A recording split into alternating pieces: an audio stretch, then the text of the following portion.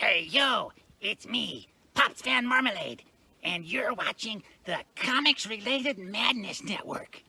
Huh? So come get some. CromCon. CromCon.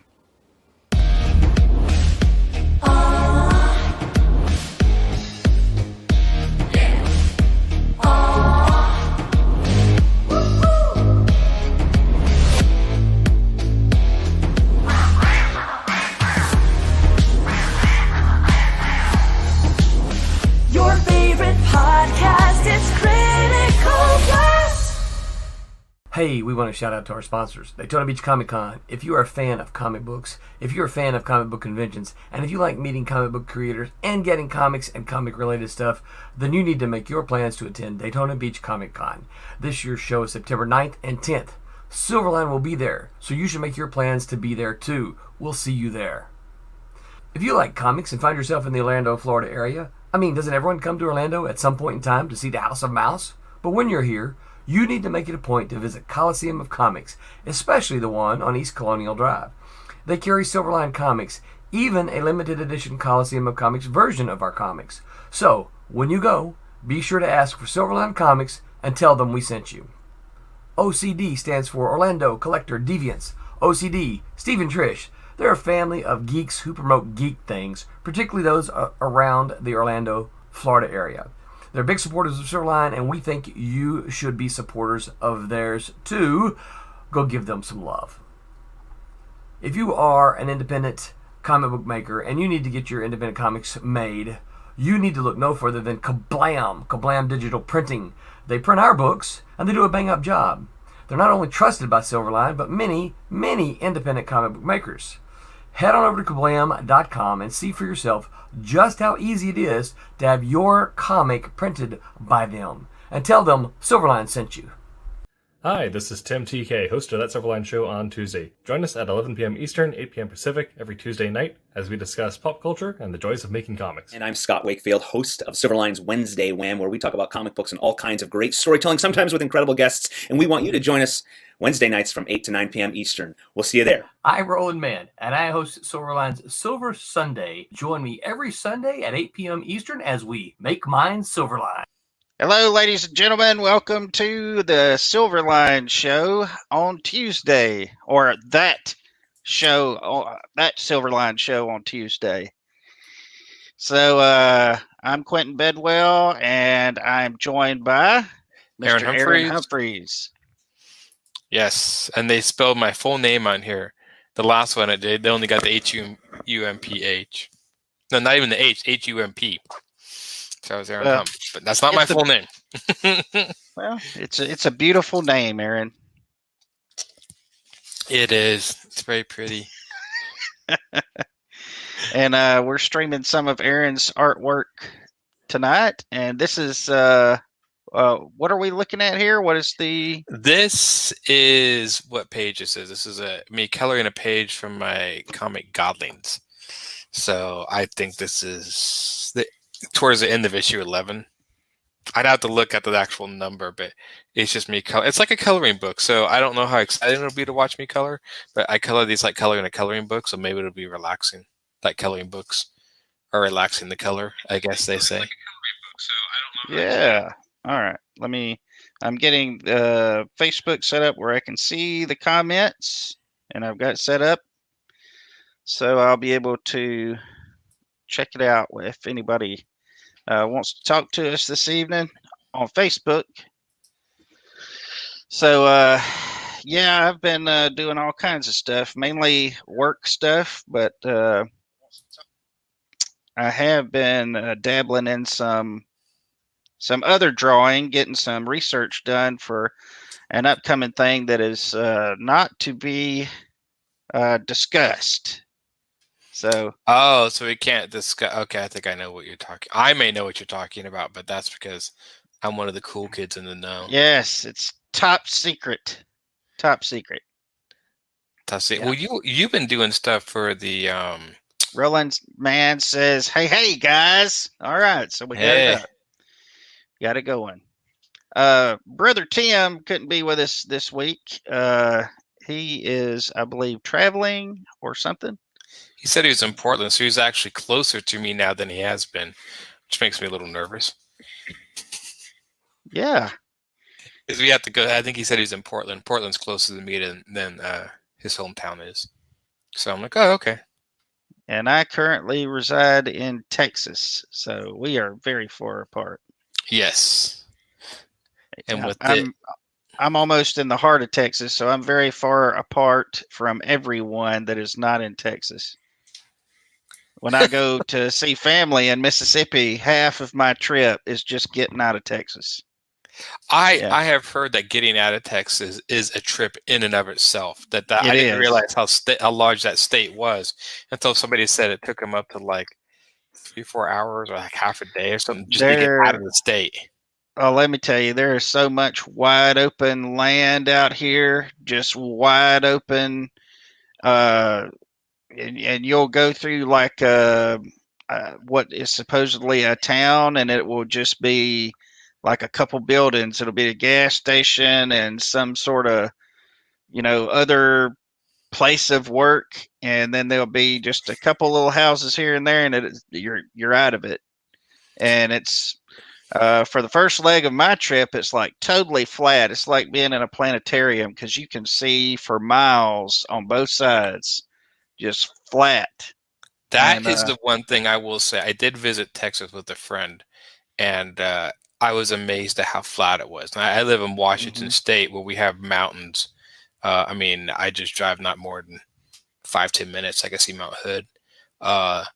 So we have mountains and evergreen trees. So my viewpoint is always blocked by something on the horizon, like trees and mountains, But when I went to, Texas, there's nothing blocking your view. It's almost you can see the curvature of the earth, like looking at the ocean. When you get in West crazy. Texas, it is either super flat or it's what's called the hill country, and it's like, you're going in and out of like little canyons and stuff. But I know that when I'm leaving West Texas, getting in the middle portion or southern, it starts getting into the hill country. And as you go, it gets more and more green, and the trees get a little bit taller, but not much. But I am originally from Mississippi, and that is a place of rolling hills and green, tall pines.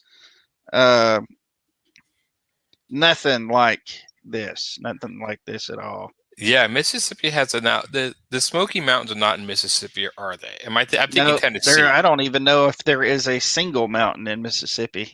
Okay. I think the highest place in Mississippi is a mound in Natchez.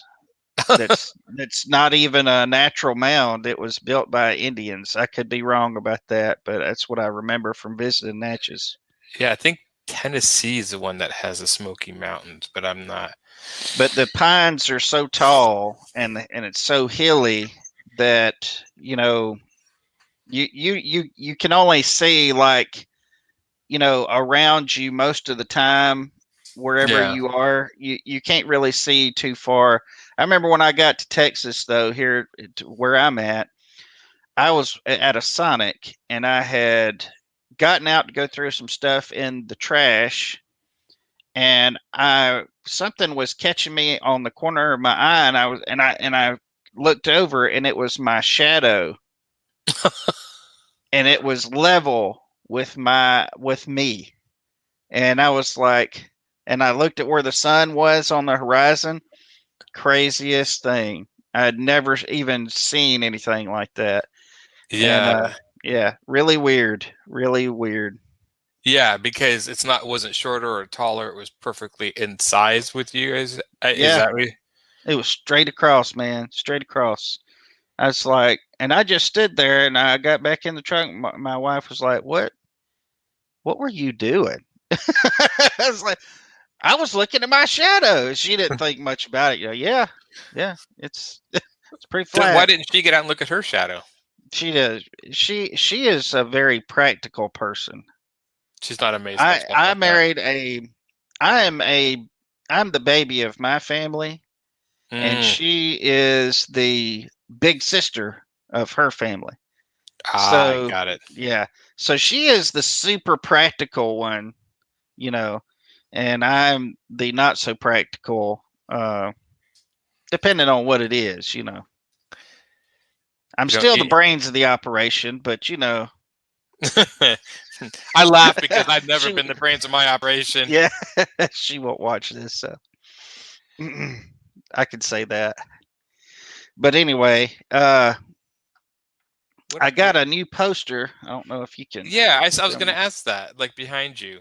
Yep, got a new. Yeah, Oh, that's cool. Is that classic. Steve Ditko and stuff, or is that just a lot of different artists? I don't know. I just saw it and it was on sale, and I scooped it up. I don't even remember who did that. I 'Cause should sometimes know. they'll mix a lot of artists. I've seen them where, like, I'm like looking at an image, Well, like a this collage one of is heroes. actually the classic cover to that comic. That's the cover art to it, I believe. So, and it just it screamed awesome. It was classic. I love classic DC and Marvel. I just don't really care for a lot of these the newer stuff. I mean, some of it's good, you know, but for the most Yeah. part, I kind of stay away. If there's something I'm curious about, I'll get on YouTube and see what the reviews are, stuff like that. And Most of the stuff I know happening in comics is basically through people who review them or talk about them. I know Batman married Catwoman because it was a news story. I listen to certain people talk about comics and they'll mention stuff, yep. but I haven't read superhero comics in years. I read a lot of independent comics, but I just haven't read. If I read any superhero comics, there's no library, but I haven't been going to the library. I started reading Sin City again because I haven't read it in years. So I thought I'd give that a shot. And, Well, I have. I'm looking at your usually- poster. I'm sorry, I didn't mean to interrupt. I'm looking at your poster online now. I'm trying to figure who the artist is. I don't think that's Dick. I don't know. That's almost looks like Jack Kirby, but I don't know. That's a cool poster. I saw your poster online. I'm like, that's really cool. Yeah, but they're Well, not giving I the artist. should know more, but I really know only what I've been exposed to, and you know, some of these other guys at Silverline. I mean, you can ask them anything, and they'll know. know it. Especially like John Medic and all them. I don't nearly have the knowledge that they do. I mean, being able to go back issue by issue and tell you who the writer is and the artists, and I mean, they could probably even tell you the letterers and you know all that. But I know the ones that I followed. I was a '90s, '80s, '90s guy, and Yeah. I just the earlier comics that I had, the ones that were older than that, I got passed down to me, and so that's I gained a love for them because of that, because my older brother, and because of some of his friends, they just you didn't really collect comics way back then, or my people in my area No. didn't. They'd read them and throw them in a box or something, and I would get them and look at the artwork and stuff because I was always artistic. So I didn't even actually think about actually collecting them and putting them in bags until heck, I guess it was probably 93, 90, or no, it's probably about 90. And I think 91. that really started. I know the collectability thing really started with the advent of a bunch of parents throwing away their kids' comic books, and or like just throwing these away. That's why like Superman #1 and all those are so rare, because most of them, like you said, they're just tossed aside. They were just dumped. And so I think when people started figuring out the rarity, if you don't take care of these, that they'll be tossed, I think added much more of a collectability to it. So people started collecting them. But yeah, for the most part, I don't remember me collecting. When I first started it, I think I put them in bags, but I read them. I mean, so there wasn't much collectability in them. Well, the one thing about me is, even though I wasn't really aware of collecting or saving things for later, I always like to keep my stuff nice and neat. Yeah. So thankfully there was that.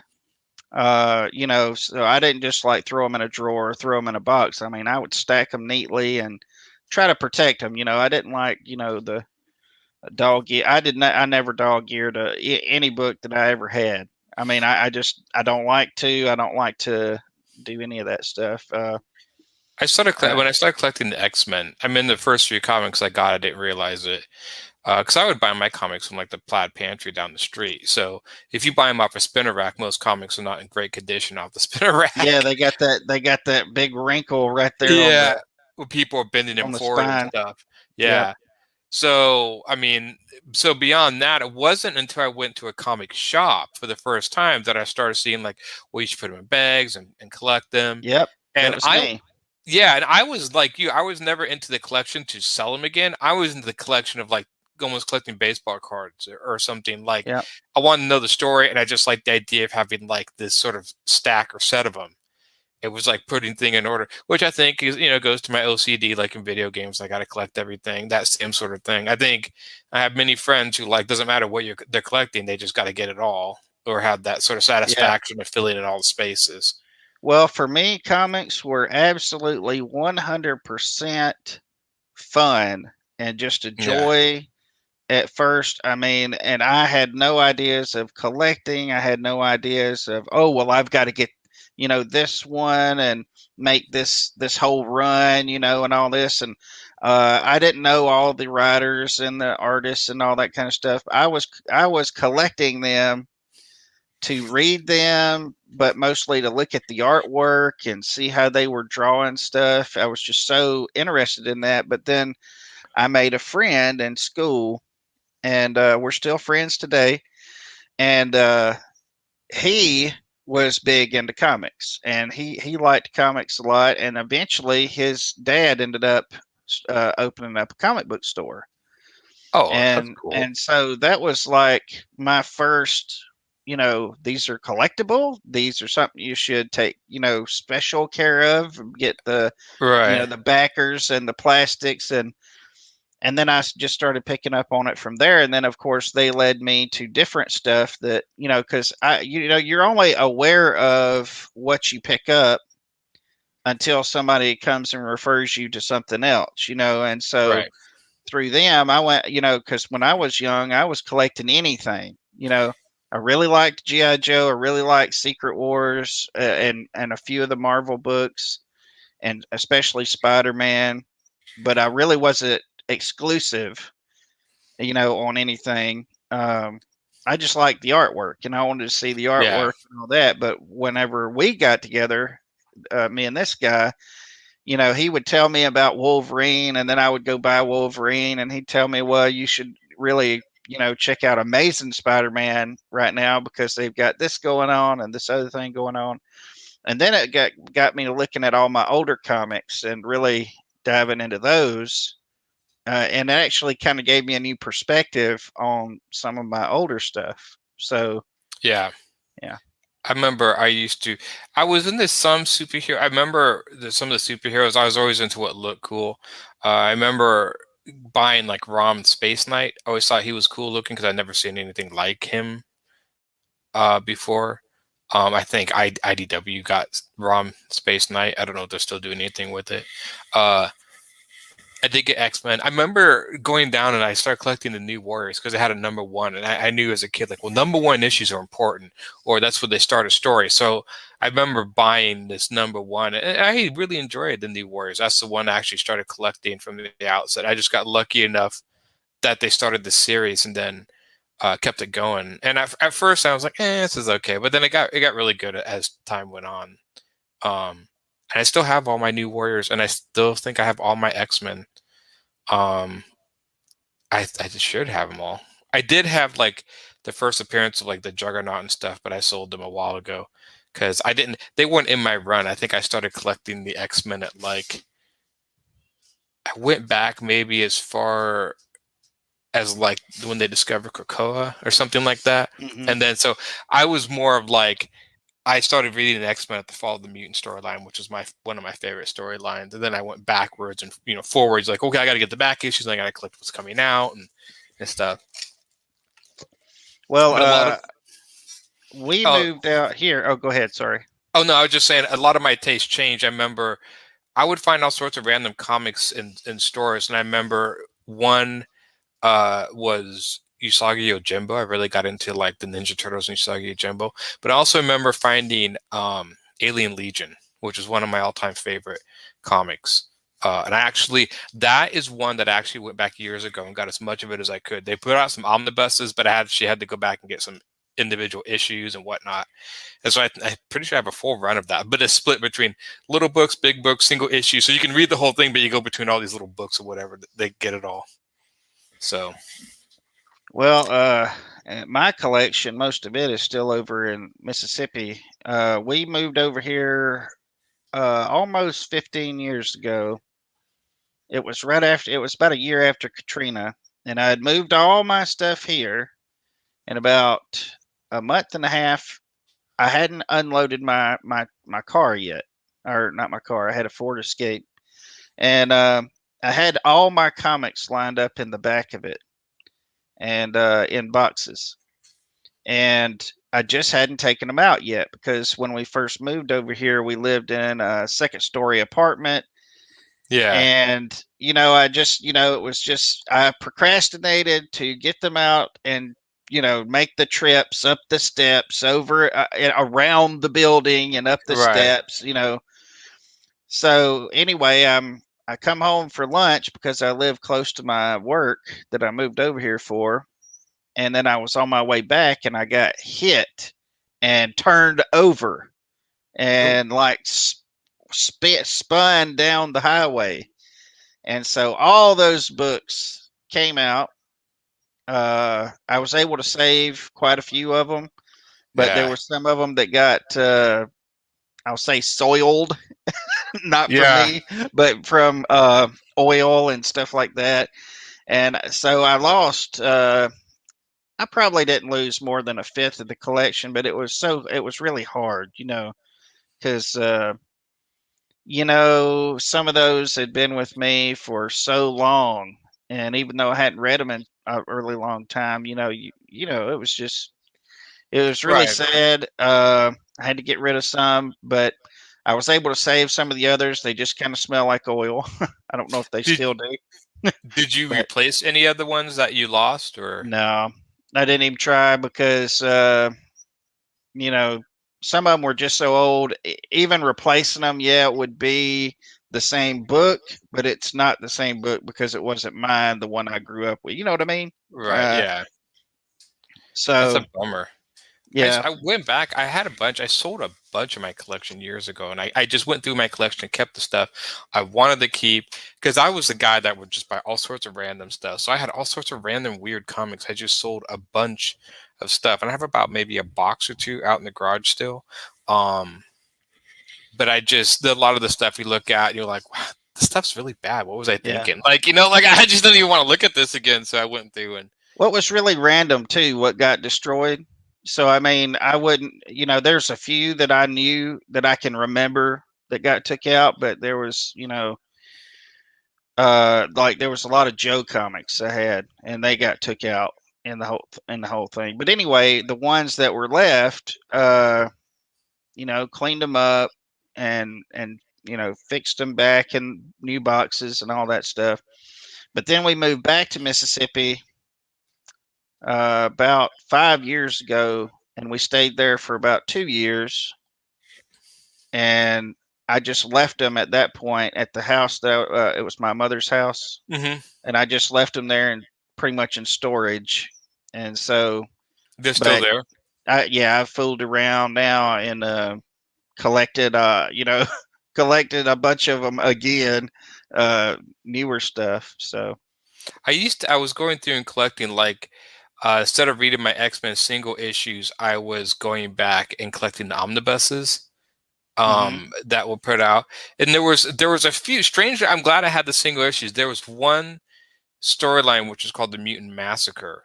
And for some odd reason, they left an issue out of that. And it was a pretty key issue. It was like almost in the middle of the story and it was just gone. And they left out of the omnibus. So I actually have all my comics. I just went back and grabbed those issues I had and kind of stuck them between the omnibuses so I could make a mental note of what I need to read. Why do you think they did that? I mean, could it have been a mistake, or could it have been something that was politically I have motivated? no idea. It was really weird because it's like literally if they cut out half of like a movie or something. And I remember reading it and I was like, well, I remember there's much more. And I went back and I was like, am I missing something? And I went back and looked and like, yeah, they'd leave there was one issue that was this sort of fill-in issue that had ROM the Space Knight. And I think they left that out because IDW had gotten the rights to ROM. And so they couldn't put that issue in. It was a fill-in issue. It wasn't Yeah. like it contains the main story. So I was trying to think, I wonder if it had something like that. Like there was a character, and I can't think of anything, but maybe there was a character in there that had rights and they couldn't reproduce it. I don't know. So those omnibuses are collected, but not as complete. Most of them, there was only one. All the other ones seemed pretty complete, as far as I remember. I But it wonder if was it could be weird that they royalty. lost that one. I wonder if it could be royalty issues too. You know. It could be. It could. And the funny thing is I remember the issue actually went for a chunk of money. I think, if I'm not mistaken, now I could be wrong about this because I'm trying to remember. It was a cover. Do you remember when like Marvel used to put like this border around the comics that would show like all these faces of heroes, and they would put it around Yep. the main picture? It was one Yep. of those, and it had like Wolverine on the front or something like that. And it was kind of a key issue. I remember it going for like a decent amount of money, and that was the issue they left out. And I think in that storyline was the first appearance of either Sabretooth or the first time Sabretooth and Wolverine met. And so it was kind of like when they left it out of the omnibus, like that was kind of a key issue. That was kind of, I mean, a big deal, because I remember Wolverine and Sabretooth met in this mutant massacre thing. They had known each other somehow. But I remember that. Now, whether that was the first appearance of Sabretooth, I don't know. But I know they met there for the first time. And then that started the whole thing. But yeah, it was weird. I'm trying to think if I had any other omnibuses, but it's weird how you go back and research. Like the Ron one, I was like, because I was reading that, I was like, I remember this, like they're up in this building and in the snow, and there's like Rom fought these aliens called the Dire-Wraiths, and Storm was, destroy. And then I looked up and like, okay, that did happen. Because sometimes you wonder, like, I remember this. Was this in another series or what? But I looked it up and like, no, it was right. It was an X-Men. It was taken out. They did give a reason for that, but the other one, I'm guessing. I have no idea. It was really a weird. It would be like if they did the Spider-Man issue and took out the first appearance of Venom. It was that weird, and so I don't know the rights. But then the omnibuses got weird. I remember collecting them to a certain point, and then like it was omnibus 12 or 13 in the run, just some random number. But they made very little of it for whatever reason, and now that thing goes for like hundreds of dollars. And so I just didn't even bother going down to hunt it because I didn't want to spend all that money. And I had those issues, so I could just read that if I wanted to. But it was kind of weird to think like, oh, you can get it for $20. This one's like $80. Like, why this random? Because I guess it was cut short or something. But yeah, I don't. Do you collect any of the phone book omnibuses at all? When they used to, I don't think they still reproduce them. When I discovered and I didn't know that's what they were called. I always called them the compilation issues. Yeah, same. The compilation books. Yeah, when I discovered those, that's kind of what I started driving toward with all of my collecting. That way I could get the whole story, kind of like binge watching, a series, instead of having to worry about, am I going to get this one? Is the store that I'm shopping at going to get the next one that comes out, and so on? Am I going to get there in time before they're all taken? Kind of took away all that. Do you collect single issues at all anymore? Only independent stuff. Only independent, okay. Yeah, only independent stuff that I'm interested in. Usually I'll give one a shot. And again, I collect by art now, so yeah, I barely follow storylines if I want to follow a storyline, because there again, is the store that I'm shopping at going to have them? Are they going to order them next time? Because I've run into that so many times where I had to stop on one, and it's just kind of frustrating. It's kind of like watching a season of something, and well, it's not on Netflix. To get this one, you've got to go to Amazon and purchase it on Amazon. And, no, well, it's on Hulu. This, I don't like that. I don't like that mess, Yeah. And also to know that you can go get it. I mean, that was, and also just for independent creators, there's a lot of time that you'll see a really cool issue 1, maybe an issue 2, and then they just stop. Yeah. It's really hard. That's my biggest thing is like I love collecting independent comics, but sometimes, and I'm not talking like Image, like in the independent comics, and but I'm just always like, yeah, am I ever going to see? Am I going to start a storyline? It'd be really cool. And am I ever going to see it complete? I don't know. There are a few that I collect that I know, like, okay, these guys will complete the story. Mm-hmm. But a lot of them, you just kind of like, no, I'll never see the end of that. But Well, like I'm you, caught up. I just got caught up on Kalis, and man, really good, really good. yeah, I mean, I was thinking, hey, this is in my wheelhouse before I even started reading it. Just what I've heard of it, and then I read it, and it's really good. And I can't wait to see they have, what yeah, they they do with have, it. yeah. That's issue 1 and 2 is out. Hmm. Um, what was it? There was one I do like the new as far as Silverline titles, I do like the new Cat and Mouse. And I like the Divinity stuff. Divinity. Yeah. Now, I've read the first Divinity. I've got the second one. I just haven't read it yet. But that's another one. Oh man, I was really. I shouldn't say, and I don't mean any offense by this, but I know that these people are veterans and they're good at what they do. But I'm Yeah. just saying, I'm really impressed every time I read these books because just the fact that I am working alongside people who are capable of this level of storytelling. You know what I'm saying? So Yeah. I'm not saying anything about their abilities or anything when I say that I'm more than impressed when I see the stuff. It's not that I was expecting junk, you know, but Right. it's just I expect it to be on a certain level, and then it just totally, breaks the ceiling. So I was I'm really excited about Kalis, which I think is going to be coming up soon. Issue number 3 for Kickstarter, uh, if I'm not mistaken. Could be wrong, folks, but we'll see. Do you ever shop on the Indie Planet store? Like just I used like to. I haven't in a while though. yeah. I kind of been doing that, going through and buying a bunch of random independent comics, and there's some really cool stuff on that store. I mean, because I'm always seeing like, join back our Kickstarter, back at Kickstarter. But I wish, I guess, in social media, I'd see more and more of like, you just go buy our comic here. So like Hmm. for like your comic, I could just go buy it instead of backing the Kickstarter. I'm like, well, I'm not going to see it for a while.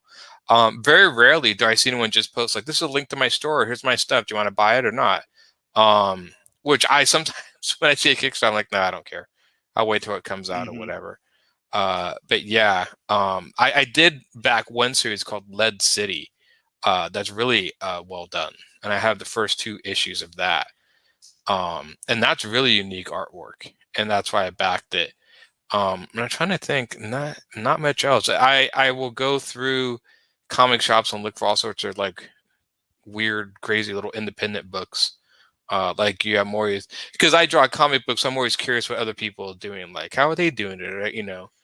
Like Well, as far as the Kickstarter goes, I was backing different ones, but I would usually get in at the low price point, and usually on that level is digital. And I yeah, realized something after a little while. I don't really like digital. I mean, yes, it's a way to consume the product, but it just, I never knew that I didn't like to, but I just decided as I was reading one day, I wish I could just have this in my hands, yeah. I used to read So now I just go straight for, you know, somebody I really want to back, and I yeah. just go ahead and go all in, at least on the 25 level or whatever, to go ahead and get the books and maybe a couple add-ons. Yeah, Uh, that's so I don't even worry about the digital stuff anymore. I used to read stuff on Cosmicology, but I'm the same way.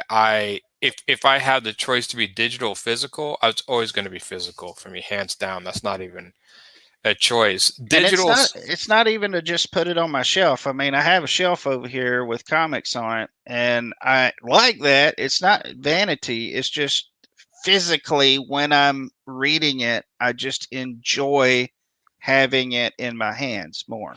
There's I just there's do. also the idea of you're staring at a computer screen that's projecting light into your eyes. So sometimes it Right. gets tiring after a while reading digital. And I'm at a Um, computer all day, right. all day. So the So last thing I want to do is I'm like you, like I want to take my comic and go like sit outside or sit on the couch or sit somewhere else. I don't want to sit on my computer. I know you can read on tablets and stuff. But yeah, there's just something that's I don't know. They try to put comics on there, but there's something where it just really doesn't work. I know a lot of people read web well, comics. to that point, I mean, I could watch. I've got 3 monitors here. I could watch a movie on my computer, but I don't because I'm too close to it. Yeah.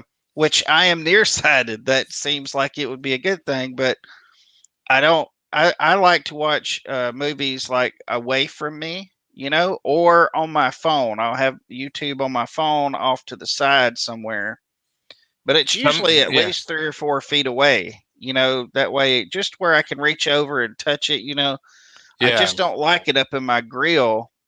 And like you said, it's digital. You've been staring at a screen all day, and it is kind of like watching a movie or YouTube or something like that. And There's also just too close. yeah, and there's also the display, the way things are presented as well.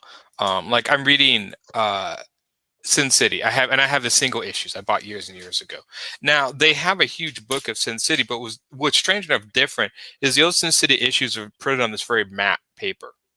Hmm. And it sort of kind of works with the solid black white line art. And then when they did this big book of Sin City, which they brought out, it was all glossy paper.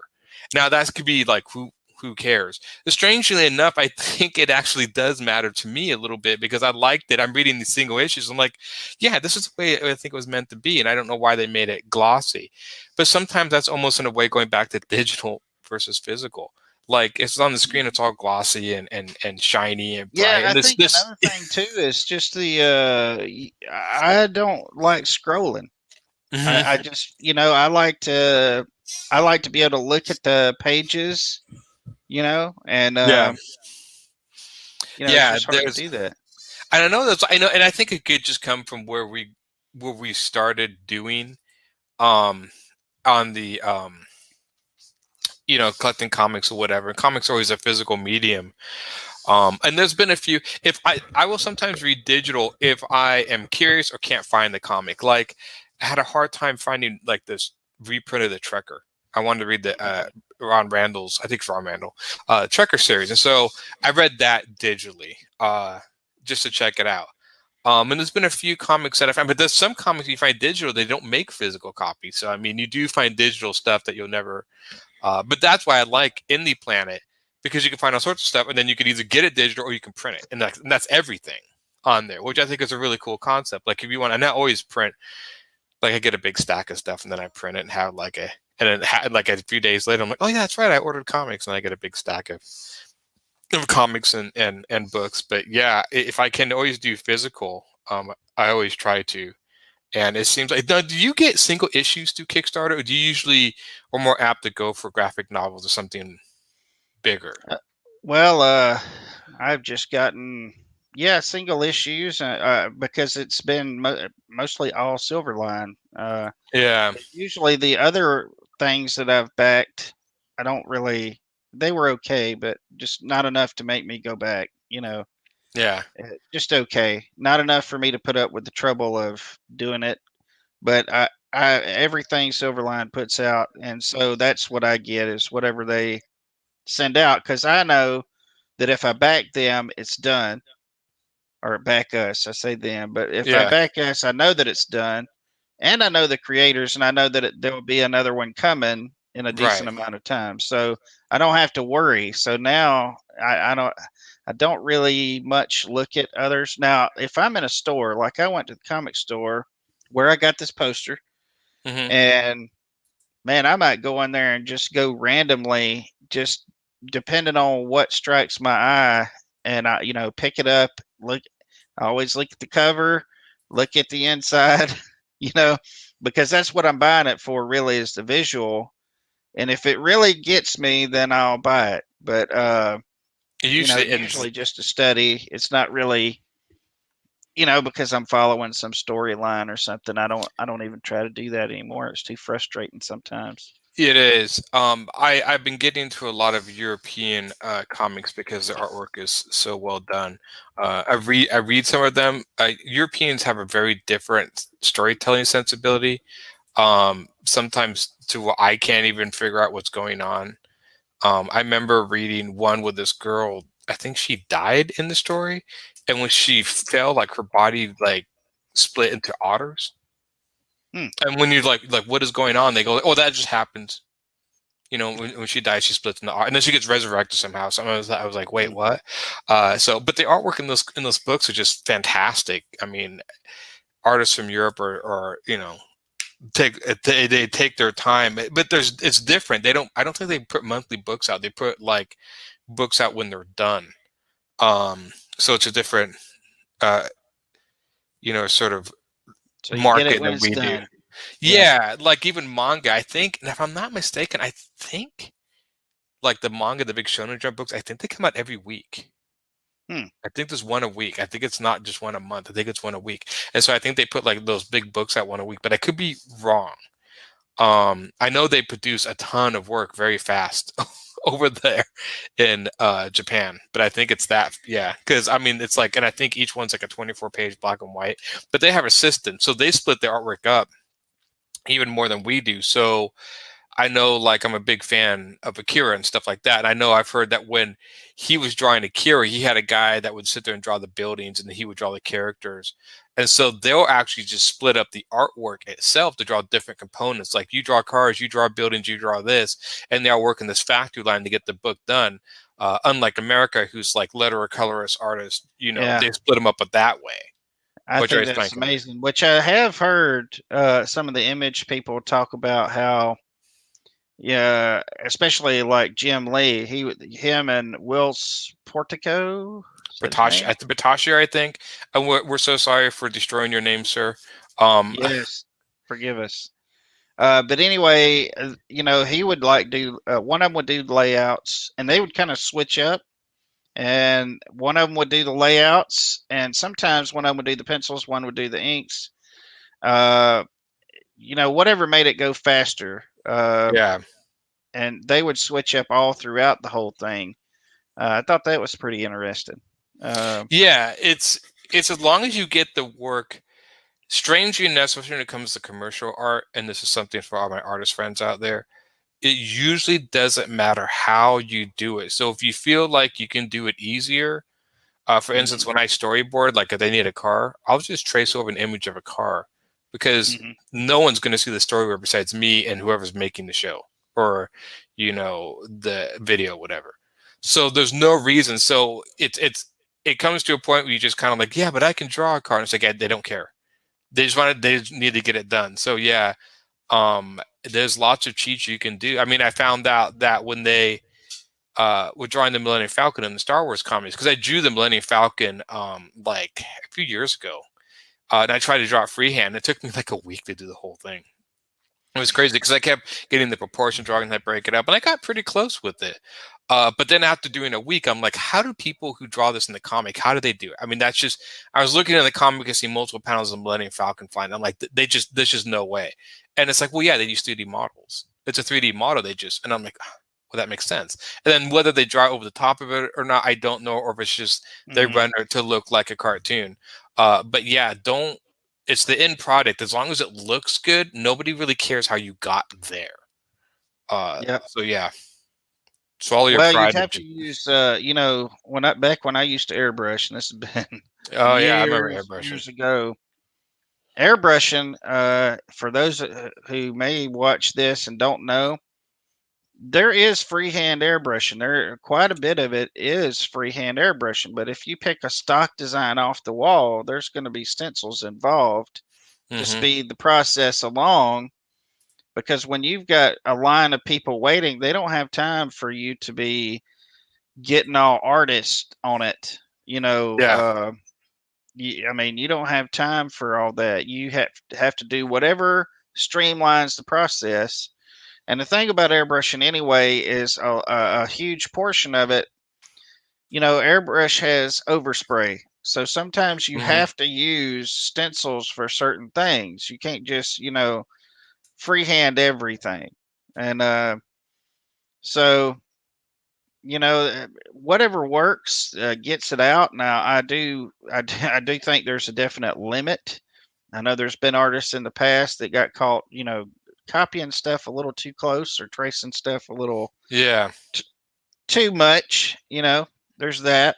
Uh, but like right now, I'm doing some period piece stuff, and I'm pulling down a lot of pictures of different stuff, and some of those I'm gonna trace, some of them I'm gonna compile and flip around and draw a little bit here, and then put this other picture in back there, and Yeah. maybe even copy it. If it doesn't look quite right, maybe I want to turn a building a little bit, I'll do that. It's one of Just those whatever things. gets you through it. Yeah. Especially if you got a lot of, especially if you're doing a comic book where you got to get it done on time. There's certain, and also use reference. I know a lot of people don't use reference.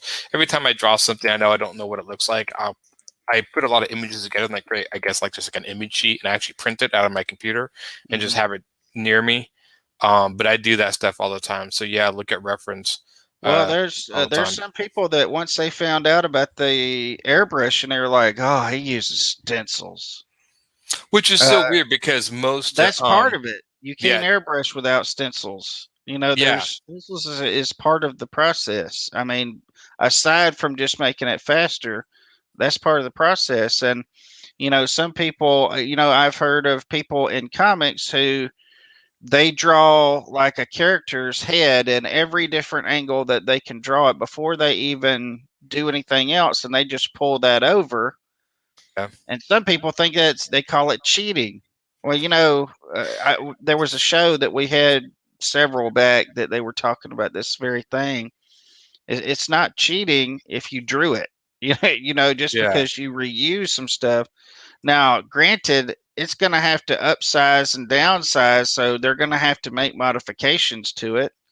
And Uh, also, too, if you use the image too much, people can, okay, I've seen this image before. Um, that bothers some people. Other people it doesn't. I love well, Jim. that's where I say you need to have plenty of variety if you're going to do that. Yeah, I mean, don't be a dummy. Don't be using the same thing over and multiple over. times within Yeah, 6 pages, 7 pages, or even in the same book. Because I mean, yeah, you want it to be interesting. You don't want to look like you cheated through, fudged on everything. Holy moly! There's got to be some element, or else you can't really grow and expand. exactly. And I'm a real firm believer in that. Just doing stuff sometimes just because pushing just for the fact that, hey, I've never done this kind of thing before, so I want to do it now. Yeah, Because a lot of times doing something as innocuous as a building, a burned out building, will translate later into other stuff. I'll just use this kind of technique on that. And yeah. so on. And there's a lot of too where sorry, caught me. Well, I tell like students who are talking like, how do I get better? And I always tell them to draw outside their comfort zone. Yeah. Which is like, if I can't draw a car, and I'm like, then you should just sit around and draw cars. And part of that is just so you can get used to doing it and break it. Because I have seen artists. There was a few artists I knew in school. There was one who was really good at drawing beautiful women, and that's all he did. And so when he finally got into a class where he had to draw other things, he just fell apart because he was a one trick pony, and you really got to be able to draw all things. And it's not too hard. I mean, most stuff is drawn the same way. I mean, Yeah, I think it's really, really interesting to see an artist's work where they know how to do some stuff really super, super duper good. And then yeah, there's other stuff that they've never really done. So this looks like pro artist, this part. And this other part over here looks like, somebody who's not really been doing it very long got in Yeah. and put a rifle in his hand. So anyway, yeah, so I do. That's what I try to do. And luckily, I've been fortunate enough to be in the screen printing business since I was 15, on and off, on and off. But I had that forced me to draw everything from ducks to skitters, backhoes, and 18 wheelers, and you know, and not only draw them one certain way, like customers are really particular. Well, we wanted a little more cartoon, so Yep. we're thinking WB here. Here on this one, think a little more Hanna-Barbera. Oh, we want this one super realistic inked, and then there's been those that we want it painted, so I have to paint it. And doing mascots. I wish I could do mascots all the time because mascots are a lot like superheroes. But Yeah, and you can put them all sorts of cool poses and stuff too. So that's yeah, a win. but I have to do stuff like flowers. I would never do flowers if it was just up to me.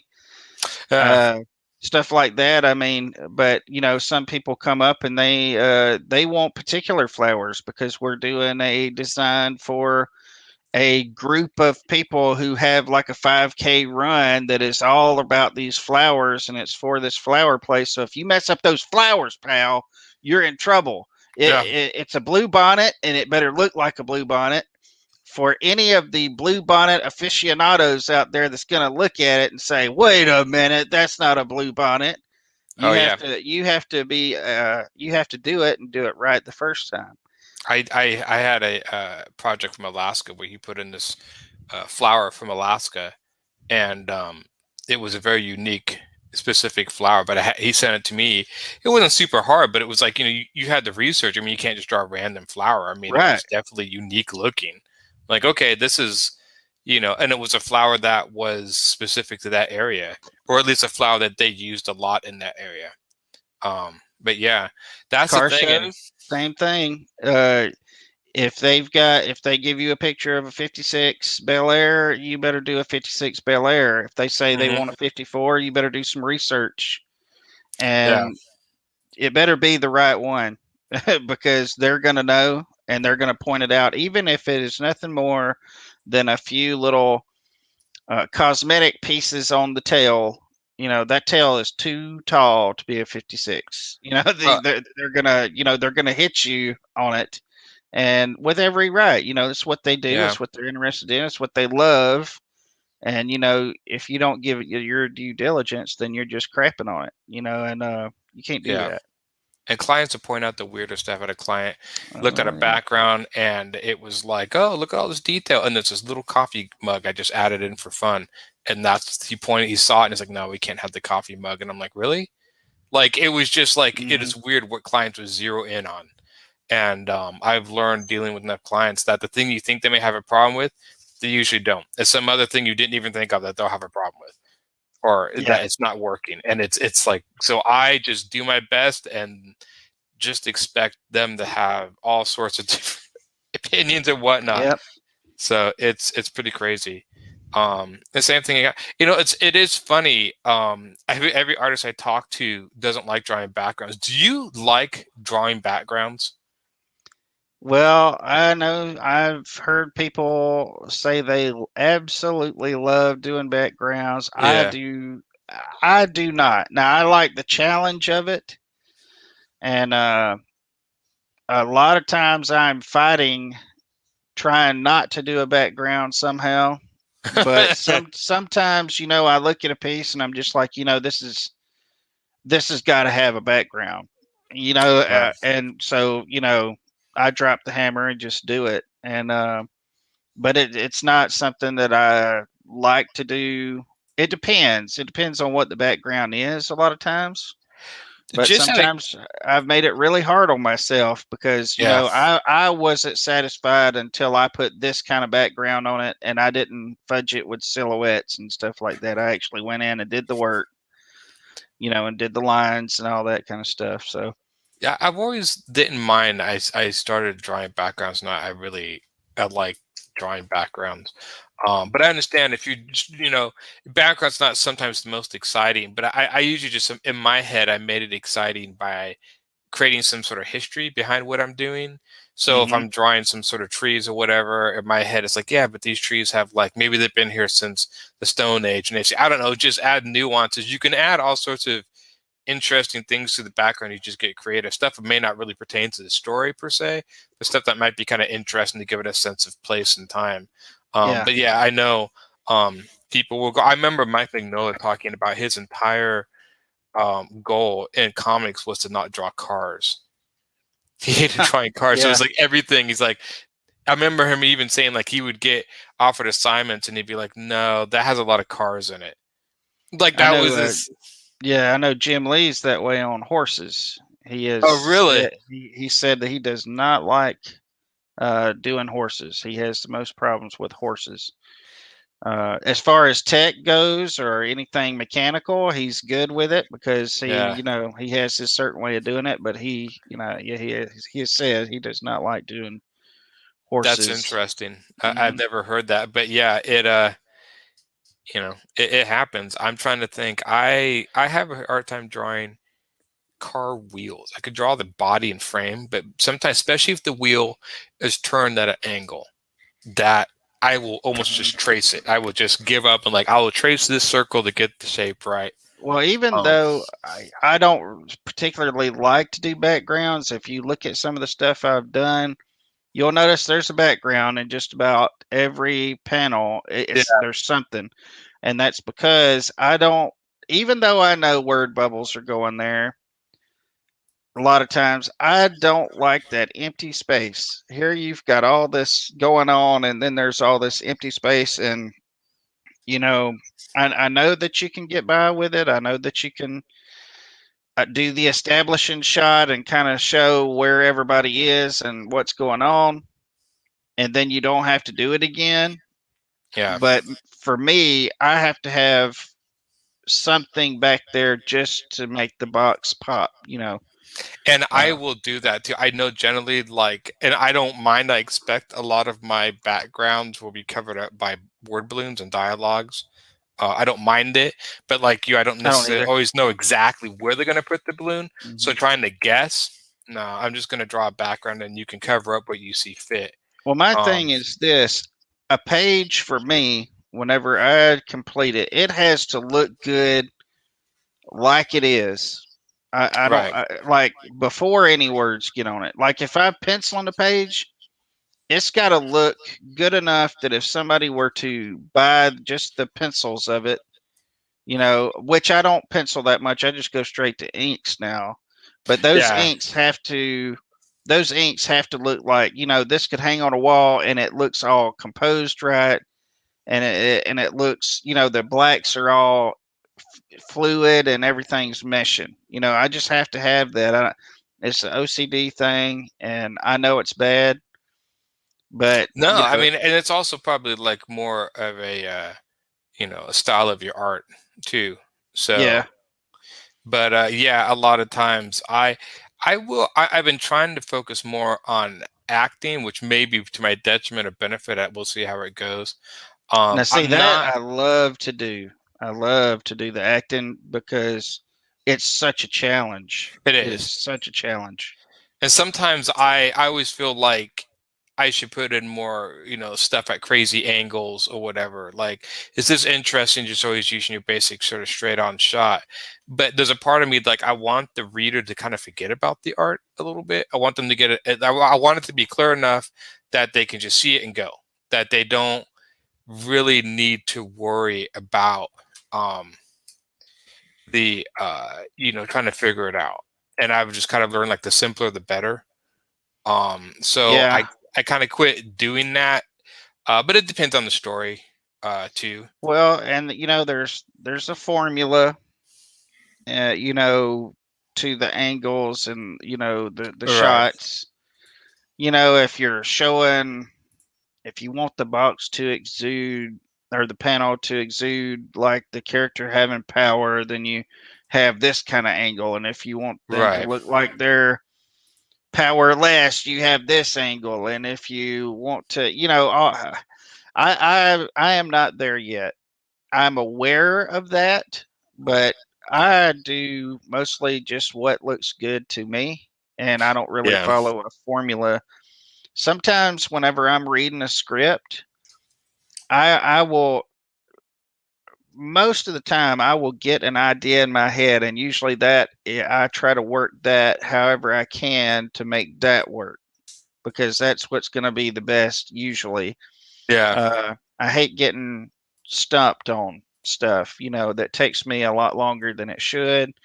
And here's this panel that could have been done a lot quicker, but I've tried to do something that was out of my Different or unique. wheelhouse. Yeah. I started realizing what I started. I would I would try to do all these crazy things sometimes, and either I found out that either I was at the time wasn't good enough, was confusing the reader, or that the reader was reading so fast they didn't even care. Yeah. Like I don't know if they just. I think it was the how fast I saw people read my stories. Even if you add a lot of dialogue, people just read comics fast. And so you just go like, wow, I put all that work and hours into it, and you read my comic in like 5 minutes flat. Yeah. So it's like, well, okay, then I'm not gonna put like as much effort in the detail in the art. Like I'm gonna make the art function and be what it needs to be for the book, but I'm not going to try to do these impressive things because it seems like either I'm not good enough to pull it off, or the people reading it just don't seem to care. So I'm Yeah. like, okay, Well, with me, it has my biggest thing is it just has to pass. I'm not really even thinking about uh, what people are going to feel like when they see it. I'm thinking about, can I let this go? Is yeah, this something that I'm happy with, and uh, do it like that? If I didn't care that much, I probably wouldn't be that way. But if I was just strictly a let's move the story on type thing, let's just get finished, let's get done. But it has to get through me before it gets to anybody else. And it's not that I'm trying to protect my name as an artist or any of that kind of right. stuff. And I just, that won't come from Quentin Bedwell. you know, I think it's not there's a like that. It's like, man, this just looks like crap. And I want to yeah. change it. And I'm going to change it. It just doesn't pass my muster with me. So, I've had people. This has always been sometimes my problem with working with other artists is I get kind of like not super. I mean, I've seen some artists that have done stuff, but I remember I did this really cool drawing, and he gave it to this guy to paint, and he just painted over all the detail and just made it like this chiaroscuro where it's like this one little bright dot. And I'm like, yeah, you just took my all that work I did and he just completely painted over the top of it because they do that's all he knew how to do or mhm. wanted. And so I have had artists that have worked on my stuff that I do get picky because I have like not a certain image, but there's certain things that I consider important that I do my art for specific. Like strangely enough, one of the things I do is noses. I try to give people distinct noses because Mhm. strangely enough, it is a pretty big thing on somebody's face. Well, these characters don't have noses, but they're usually a pretty distinct thing on a face. So I actually try to make each one a little distinct so it's recognizable, not just your basic sort of hint of a nose. And so when I see I had a few artists that have messed up my nose, and I'm like, no, that's kind of important. There's certain other things like, okay, I can let that go. But faces are one thing I get picky about because that's what people are looking at. They're always going to look at faces. That's human nature. We look at eyes. We look at faces. So if you keep messing up the face, I'm going to be like, okay, we either can't work together. You're going to have to follow my lead on this one. Yeah. So Well, I'm not super, super duper. Everything I just said a while ago makes it sound like brood over every panel. It's yeah, not like me, that. It's not no, like that. It's I mean, there is a point, and there's some panels that just aren't gonna because they're a transitional panel or they're yeah, a dialogue panel. They're just not gonna look, great. I mean, the guy's talking for goodness sake. I mean, so you can't just have him doing stuff all the time, like when he's talking. And yeah. but I mean, there's some things, that I spend a little more time on than what I But should. But as far as uh, the other stuff, people inking over my stuff. A lot of times I don't mind seeing it just because, Yeah. it gives me a fresh take on my own work. Because a lot of times, I don't know about you, but sometimes I can't really tell.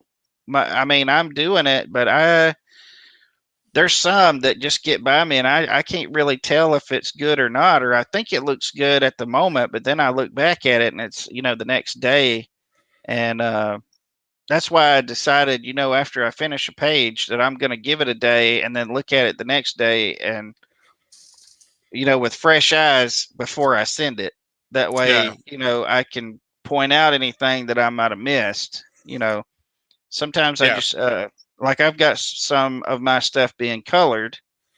I can't wait to see it. I can't wait to see what it comes out as, just so I can see it again with new eyes. Somebody else's take with the stuff. Yeah.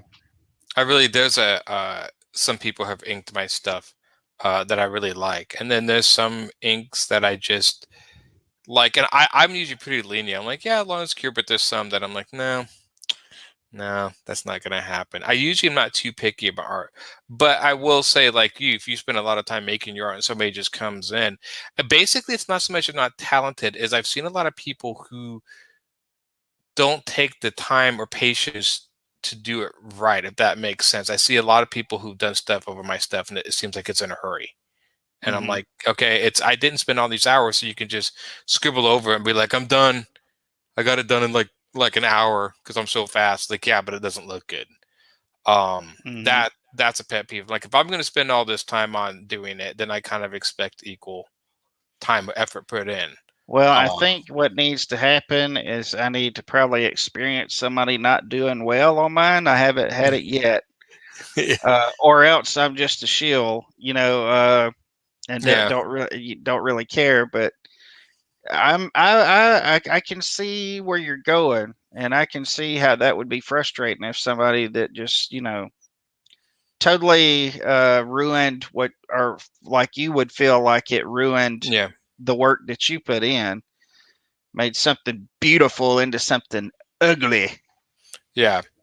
And so it's like, this is why I know a lot of people who, complain about, like, James Cameron, for one, that he is, and directors like him that are very picky.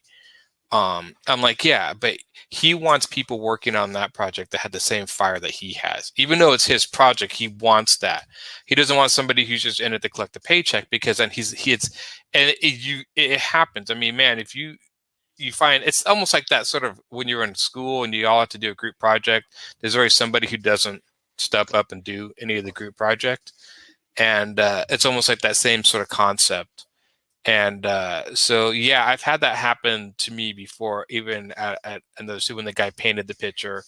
And I've had some other stuff. And some of the stuff I just had to let go and be like, okay, there's nothing I can do about it. Um, I learned to separate myself from a lot of client work early on. As long as the client's happy with it, great, I guess. But I've had people do stuff with my stuff. I've had, like, I draw I remember I did a video with animals, and I'm like, okay, I set it up, and so you know how to animate it. And she didn't know how to animate animals. It looked like the dog was walking with broken legs. And I'm like, oh, it's not really a reflection of my art, but it's certainly not making me shine. So it's like, so yeah, and I am pretty lenient, Hmm. yeah, you can do it, but artists sometimes can be some of the laziest people in the world, and I will admit that I've met many, and that I also have a problem with, because it's like I'm not lazy, so I see somebody who just phones it in. It's like, no, we're not doing that. You got to put the Yeah. same effort as me.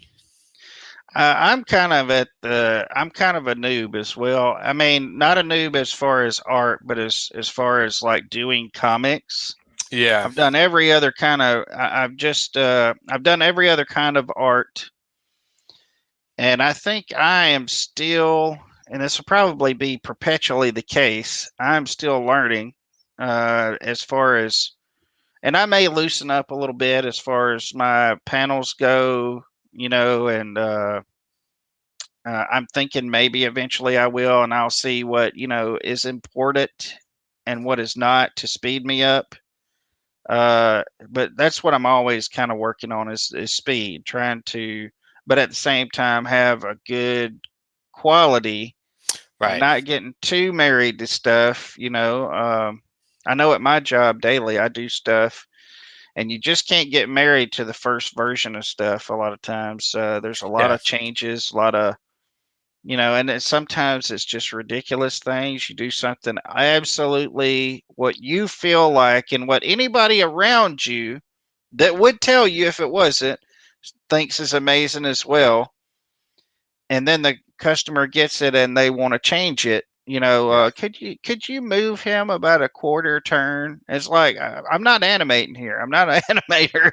That means I'm gonna Yeah. have to go back to the drawing board and totally redraw it. But I mean, I would never say that to them. I mean, they're the customer. They, Right. if they want it different, they want it different, and it just comes along with the territory. I have heard when it comes to clients, I love all you clients to death. You're my bread and butter, but man, leave it to a client to pick out the most generic, boring idea out of a sample of ideas you show him. You can always show him amazing ideas, and he's like, "I want this." I was like, "Yeah, we kind of figured." It gets to the point that I usually know what idea somebody's going to choose, and I just prepared for it. So, but sometimes they get to do cool stuff, but most of the time it's like, no, let's go with this simple, boring thing. And I'm like, whatever. That's when I learned I had to divorce myself from my client work in that way, and that whatever the client wants, it's up to him. Yeah, Because if you get too involved, I mean, you don't want to ever argue with the client that this is what they should have. I just usually always tell them, like, whatever you want, just let me know. I'll draw it. well, I've done and seen done some pretty just stellar work Mhm. that when the customer got it, I don't, I've never really been able to decide in all the years that I've been doing it if it was, do they just want to change this amazing thing that is everything that they asked for and more? Do they want to change it because they want to make it their own? I It's think, something you did and not them, or is it? Do they really don't? Do they really not think it looks good, or you know what I'm saying? I mean, I yeah, wonder. like because you do some amazing stuff. I've done some amazing things. I've seen people do amazing work, and then people come in and want all this other stuff, and I'm just like, why? This is something I've dealt with, and I think there is always room for an art director to keep artists under control. An art director's Mhm. job to keep it flowing. But I have noticed and heard that most of the time, when art directors let a group of artists just kind of work together and kind of explore on their own, they get much better results. And sometimes make customers happy. Yeah. And I've encountered that before. Because sometimes artists will think and do different things you never even thought of, and it's like, oh, that's amazing. And sometimes I will always put in I generally know, you work enough in the field, you generally know what a client's going for. But I always, just for fun, throw in something that I think would be cool. It never usually gets picked, but hey, at least I gave it a shot, right? Hmm. It's they want it very simple, very straight on. But this is just when your clients for the most part are not artists.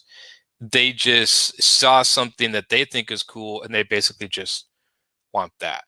Yeah. And Yep. this is what I discovered in concept art, because I was going, I'll be a concept artist, I could draw these really cool things. And then you just find out really quick, it's like, no, they basically want the Nostromo from Aliens, but just in a different color.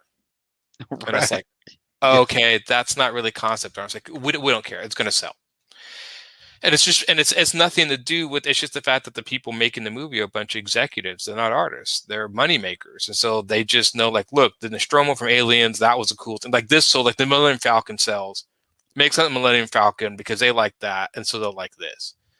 And of course, I've had many arguments with many people in charge that, if you make something just like Star Wars, you're not going to steal Star Wars fans. This was like his big thing. If I make something that looks like Star Wars and do that, they will they will go from Star Wars. Not that they will give up Star Wars, but they'll like it because it's like Star Wars. I'm like, that rarely ever happens. People who like Star Wars just like Star Wars.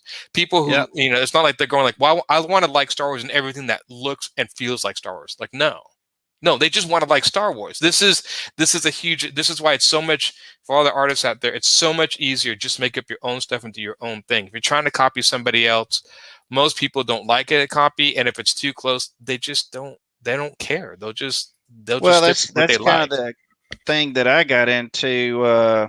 Was I started doing like how I would do certain heroes, because I would, even Yeah, though some of them were good, I would be a little disappointed, and I wish they would have done this or done that. yeah, And but I started doing so many little pinups and stuff of how I would do them and all that kind of stuff, and I realized I was putting a lot of work into somebody else's IP, somebody else's stuff. yeah.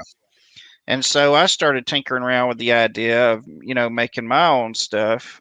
And so that's kind of, what I did for years, is just kind of tinkered around, did my own stuff.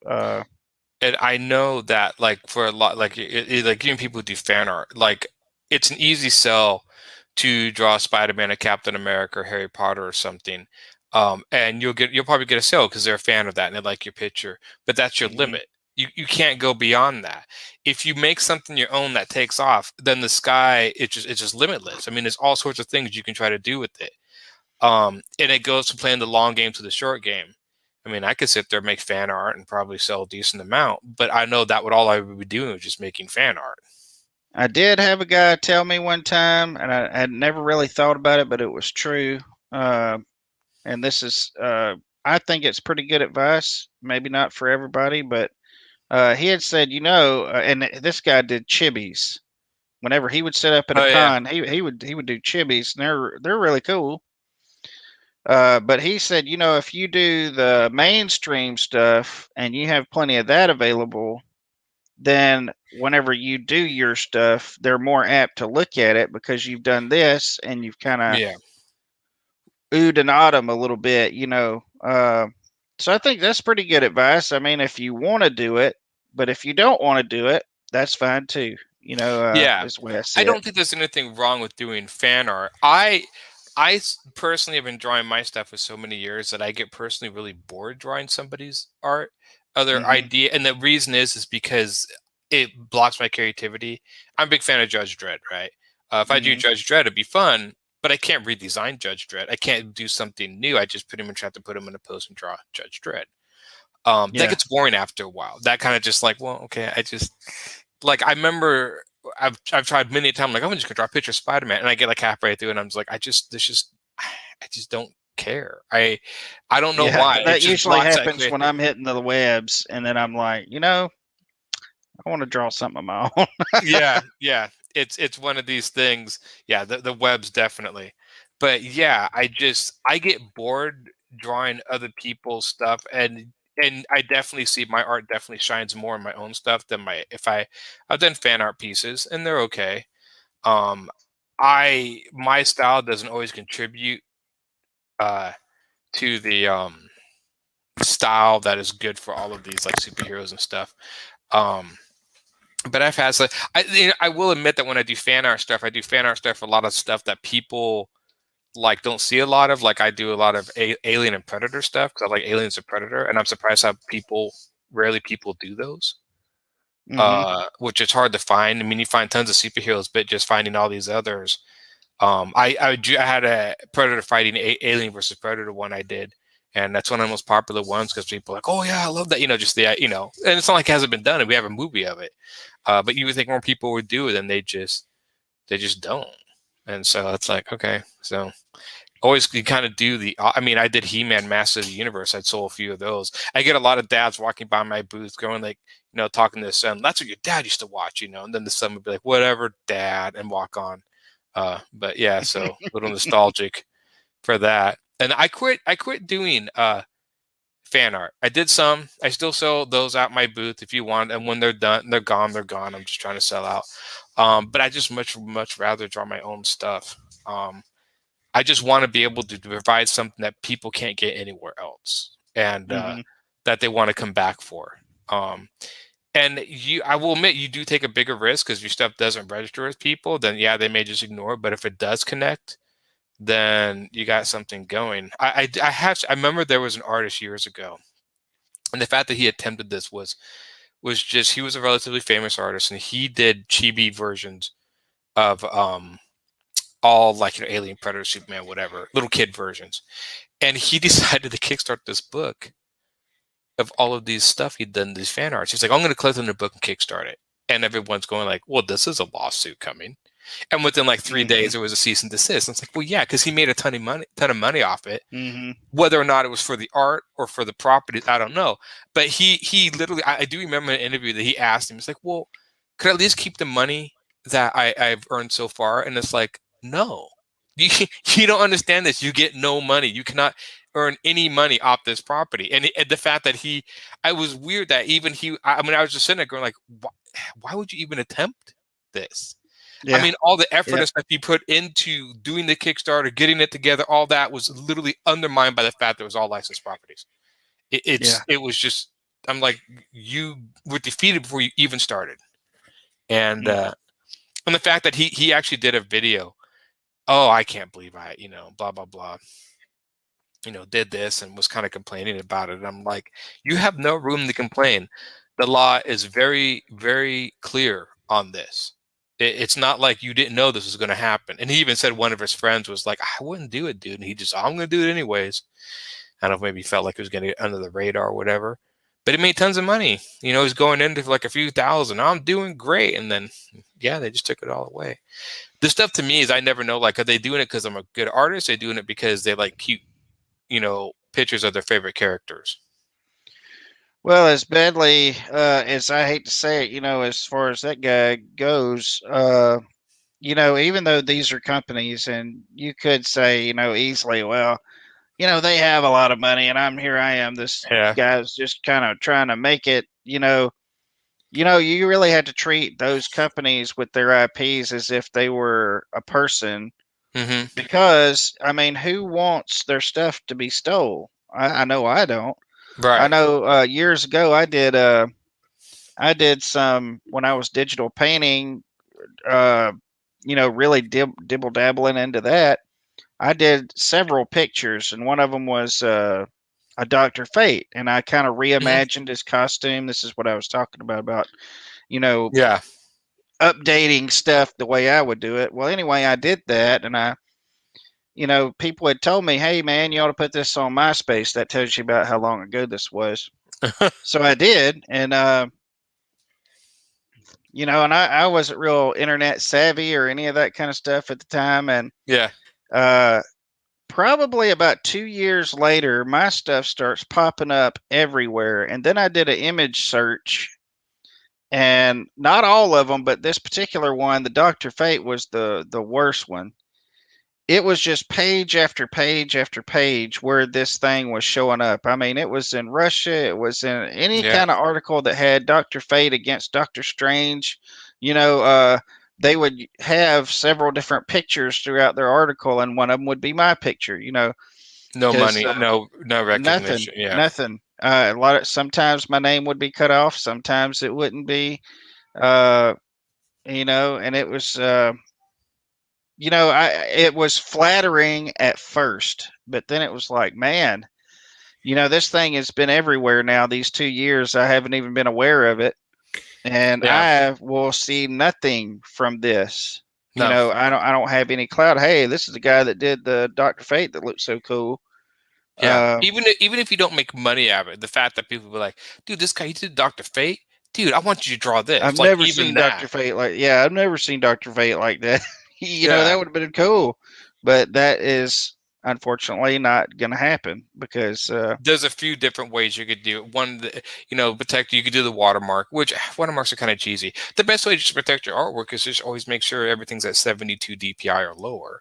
Yeah. So when you publish it, it's going to look like crap, but they reprint it. It's like ha ha ha ha ha. But so you can't push it back up. The thing that's amazing about this entire thing, and this is pre-Marvel movies. Is since I did that and I updated it, made it look more realistic, like if it was in a movie. I want to say I did it around the time of X-Men, one of the X-Men movies. I can't remember, but anyway, But now, like, there's even a figure coming out of Todd McFarlane, which I'm not saying he stole anything of mine, but I'm saying that picture, you could see the derivative coming Right. from that picture, you know. And And he's been on shows, and his costume's been redesigned. And you know, it may be coincidence, but nobody had done it before I did, because I would right. have saw it. You know, but you know, it kicked off. You could say that it had no bearing on it, but at the same time, before I did it, I had never seen anything like it, and now I see everything like it. You know. That's strange. Like I said, I haven't done a lot of fan art. It's strange to me if people were taking my art and I saw it was used everywhere. I was like, well, one, what do you like about it? Because it'd be my own original stuff. So I'd be like, wait, what? I don't know what I'd feel. I'm sure my art has been used places. Maybe it's better if I don't know what doesn't, know, like kill me or whatever, sort of thing. I don't know. But the Dr. Fate, it's for you. I mean, it was like that's a chance just to get kind of known. Oh, you're the guy that did Dr. Fate. I Yeah. mean, somebody could have hired you like, oh, we should hire this guy to redesign costumes or something. I mean, that's what people don't realize. When you steal the art, you're also stealing the sort of, even if it's credit or whatever. And the internet, is notorious for just, of course, the internet has also created, especially, sorry, younger generation, that most things at entertainment should be free. And then Yeah. you can just take, and like anything on the internet is a fair game and use. And I don't think a lot of people put thought in, that there's people behind it. Like you even talking with companies, it's like, yeah, sure, Disney owns this and Disney's a big conglomerate, but there are people who work for Disney that, make their living working for that. I'm not saying if you steal a few Disney things, you're going to destroy Disney, but I mean, in the Yeah. same sense, there are people that work for that company, and I have my own issues with corporations and artists, that I won't get into here, but I think people do need to realize that, if you keep taking this stuff, like eventually you can do enough harm that you're not gonna get any more work from the artist. And that's the thing always amazes me. They want, we'll take your stuff, but we want you to keep making more. And I'm like, on what? Sheer love and goodwill? Is this what I'm supposed to be making? So yeah. I am amazed that it is so hard to get somebody to even buy a $5 comic. I talked about this. I mean, I can't remember who I was talking to about this. Like, I think it was my friend in Portland where I visit. It's like you spend more to go to McDonald's than you would just to buy a comic book. That blows my mind. My comics I sell for $5, and it's like people like, oh, I don't know, $5. I'm like, you have no problem spending $5 on, like, I mean, to me, like nasty food. I mean, like just food or food back. Like you don't. It's not even a second thought.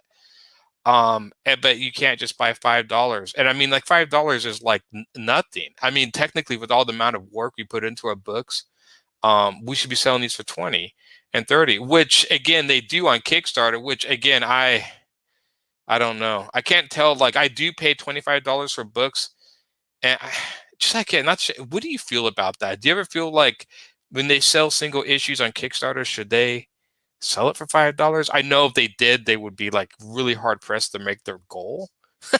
I mean, I can imagine trying to be like a nobody. Hard trying to say. There's so many different things at play. Yeah. And, and honestly, it's on such a case by case basis. I wouldn't really know what to say about that. I mean, Yeah. because I'm really into, whatever y'all want to do. I know what I'm doing, and Right. I try to, I don't know really what I feel about it. I mean, I wish stuff was cheaper, but so that I could buy it. But then again, these comics are a lot of work, and it seems like, one should get compensated well for it, Yeah. the amount of work that goes in. Because I've done different kinds of work, and desk work is as hard as any other work there is out there. I don't care what anybody says. I've Oh, worked yeah. offshore before. I've worked building air conditioners before.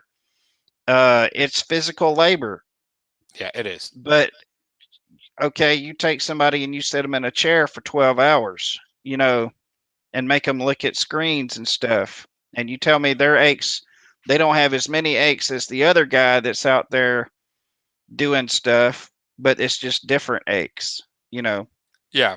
It's the same thing. People don't realize. I've done all kinds of different stuff. I've even been at places, in screen printing where I have printed the shirts, and I've come in just as tired printing the shirts as I have sitting in the desk all day Yeah. doing the artwork. So I mean, there is a lot of people think, if you he's got a desk job, or my dream is to have a Yeah. desk job. Sir, you don't even know. It's just the same Yeah. as anything else. Work is work, no matter what you're doing. At some This point, it's going to be hard. this is So what's so funny when I see people, oh, you get to draw art for a living, you get to do your dream. I mean, yeah, and I'm like, yeah, it's also work. I mean, it's not like it's all fun and games. I mean, there's times where you just got to power through stuff. We've talked many a time, me and my friend, that and I made this sort of, we're talking like, we didn't think like making comic books is not hard. Everyone says making comic books is hard. It's technically not. It's very time consuming. And that's hmm where the hard part comes in. You have to weigh how much time do you want to sacrifice from your life to make something that may not get a lot of attention. or looked at within 5 minutes and Within passed 5 minutes. I mean, it's one of these things where, I mean, anybody can draw any, even if the comic doesn't make sense. I've seen people do stories, but this is kind of like, you can tell somebody who's like, I made my first comic, and if it takes them a long time to make it, that's all you're ever going to see, because they don't have they burn out after the first one. But I think most people who make comics have much more respect the buy comics, maybe. Yeah, I do. Um, I definitely believe that. I definitely agree with that. it's just like, I know all the work you put into doing this, whether either not whether I like it or not. I know it takes work. And so, yeah, it's hard. I mean, this is the notorious in comics of like the writer artist, where the writer's like trying to find an artist, and the artists keep flaking because they sit there like, I want to draw comics. I want to draw. This is a lot of work. hmm And I had to sit here for hours and do this stuff. And I'm like, yeah, you do. And that's why it always irritates me, when people steal stuff, and just, I don't really necessarily get the whole stealing. I mean, I've had friends that I remember at like living in apartments and stuff, and the money they were earning wasn't adding up to what they were getting. And I Yeah. realized, oh, it's because they're stealing all their entertainment. It's like, oh, well, okay. So I don't know. I'd never understood this idea that, I want it. And so even if I can't afford it, if there's a way I can get it for free, then it's okay because I want it. So yeah, that, I don't know. We can go to, that's a whole nother show if you want to talk about Pyrodynamic comics, which I think we've even talked about on Silverline before. But yeah, I think most people, like most of these guys, like, look, if why don't you make a comic and then come back and tell me, how you feel about piracy after that. Yeah, that's true. Well, that's the thing, though, is you really have to be tied to it somehow to really gain appreciation for it and Yeah. really be able to see it that way. Because most Yeah. people are just saying, these people have enough money, they're making all kinds of money, hand over fist. It's not going to break the bank for me to take this or Yeah. take that or whatever. That's their thinking. But if they ever were involved in a creative venture, and that happened to them, they would think twice about it. Oh yeah, absolutely. I totally believe that. But But there's, it's one of those things. Is it's just like it comes along with it. The internet has been good and the internet has been evil in yeah. some respects. And there's some things that the cat got out of the bag, and that's it, and that's all. And everybody's just going to have to learn to live with it. And then there's other stuff that, I mean, I'm not saying you shouldn't police it to some extent. I mean, if somebody's stealing something, you should. There's only so much you can do. So many of those Yeah, sites but where you have to keep in mind, like you just said, there's only Yeah. so much you can do. And if you think you're going to change public opinion about stuff, yeah. even with true arguments, it's just not going to work. No. You know. I know most of the torrent sites and stuff where people take these things are hosted in other countries, not America. So even if they were to catch these guys, what could they technically do? Yeah, exactly. You Yeah. know, so it's one of those things. I will say that if people some way, I don't think people ever destroy comics as an art form. I don't really think that would happen. I think there's too much of people who just enjoy the art form.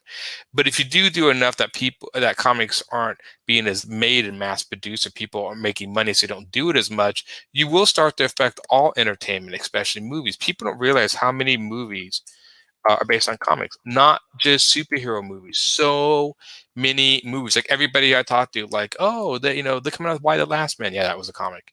You know, they're coming out with Mhm. Sandman. Yeah, that's a comic. So many things. I'd say 75% of all the stuff that comes out in the streaming and media, whatever, all started as comic books. Mhm. Um, and so people don't realize, like, comic books are the breeding ground for these ideas to try them out.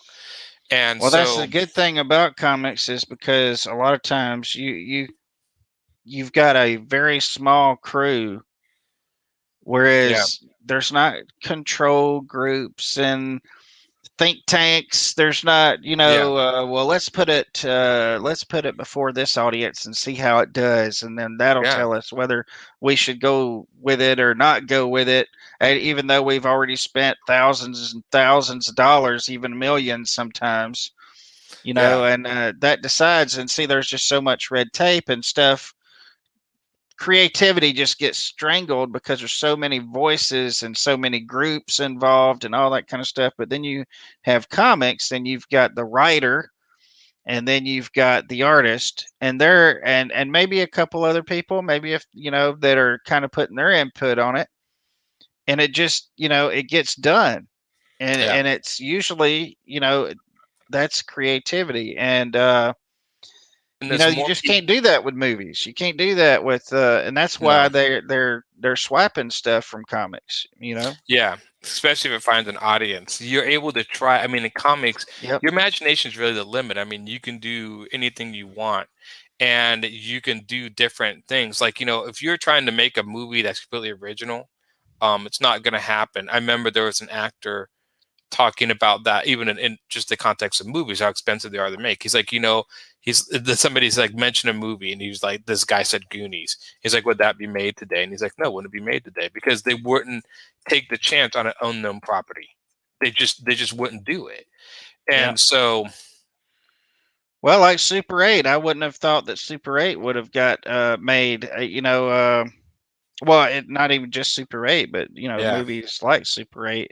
It's only because certain people were tied to that, certain names, that they even even pulled it out. Yeah, yeah, gave it yeah. the time of day. And so it's sad. This guy was talking to just about how, like, we've been mining these old properties from the 80s and even 90s. That's what people don't realize. Like, when we run out of stuff to mine, like, where we're gonna stop at? And comic books is it. I mean, if you're not willing to take a chance to try something new in movies, uh like do another, like, Indiana Jones type thing or whatever, like something unique, then you're gonna have to start testing those unique ideas in some other medium, and that's comics and stuff. Yeah. But of course, the less people read comics or steal them, they're not going to know. So if everyone steals comics and the comics don't sell, then you never know if that comic was a hit or not. I guess unless you can find some way to track how many pirate it. I'm not saying people don't. I mean, people do pay for comics, but that's kind of hard. The Walking Dead was just a random comic book. Not like there hadn't been a comic book about zombies, and that thing just took off. Yeah. Who knows why? But if you came up, like, I can't imagine them coming up to anyone on television and be like, "We want to make a zombie TV show about people just living in a zombie world." They'd be like, "No, get out of here. No, we can't do that." The comic was popular enough; they saw money in it, so they did it. And Yeah. so it is, the more expensive this stuff gets to make, the less chances they're willing to take. The same thing in video games. This is why independent, lower budget stuff and comics are low budget. I mean, it doesn't take a lot to make them, except your time, I guess. Yeah. But it's so I'm always amazed how many times people tell me about shows they're interested in. It's like based off a comic, and they're like, really? And I'm like, yeah, you have no idea. You think comics are just superheroes. You have no idea what has been out there for years and years. And stuff. I'm like why The Last Man is coming out. It's like that was made in what, the early 2000s, late 90s, I think. Mm-hmm. So I mean, these things have been around for years, you know. And so, and same thing with book authors and stuff. I mean, Jurassic Park wouldn't be here, without Michael Crichton. So I mean, these are areas to test. So I don't know. That people I'm always amazed. I do know that movies are the lowest bar entry for a sort of it. Like you have to read a comic or read a book. Movies, you have to sit and stare at it. So it's a very low entry bar to enjoy that sort of medium. And it's bombastic and it's got the music and everything. And so it's fantastic, but they take a lot to make. Yes. I'm amazed. When I watch old movies, even old visual effects movies, I'm amazed at how short the credits are compared to today. It's unreal. Like the credits would go by like that, and then there would be a little section with visual Isn't it effects and stuff. crazy? Yeah, I mean, you'll sit there for like 10 minutes. Yeah, dude. And it's small print too. Like names just scrolling. And if you have any kind of effects, which most every movie does now, that just adds a whole drove of people to the whole project. It's crazy. I mean, there's a part of me when I sit for like those after credit scenes they put in movies, I'm just like, well, they really need to put it at the very, very end because these is taking forever to get through these credits. And,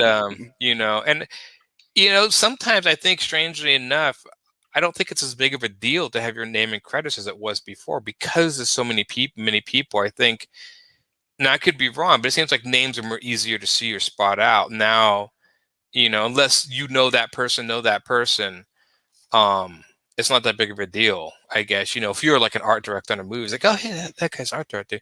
What is the art director? It's like 4 or 5 people. I'm amazed that there's not one writer. It used to be this movie is written by this. Now it's written by 4 people, 3-4 people at a time. Just like, okay. So maybe we should have comics be that way, be written by like 3 or 4 people and drawn by like 5 people. I wonder how that would work. Well, that's one of the things I love about comics is that, and why I didn't end up going to film school or something like that is because,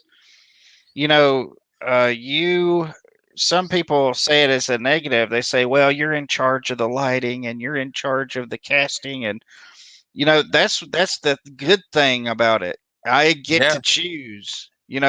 I can put a Clint Eastwood type character and a Sylvester Stallone and I can put the Expendables in there if I want to. Just change their names and their appearance just a little. I can do whatever I want to. I can have it dark and gritty, or I can change gears halfway if I want to. That's the thing. Is like you can put massive explosions like like in Dragon Ball Z where they're blowing up the world and have it look cool. I think there's also something to be said for still images in a comic, that you are distilling those images so you can draw much more powerful scenes. I remember much more images and scenes from comics being powerful and stuff than movies.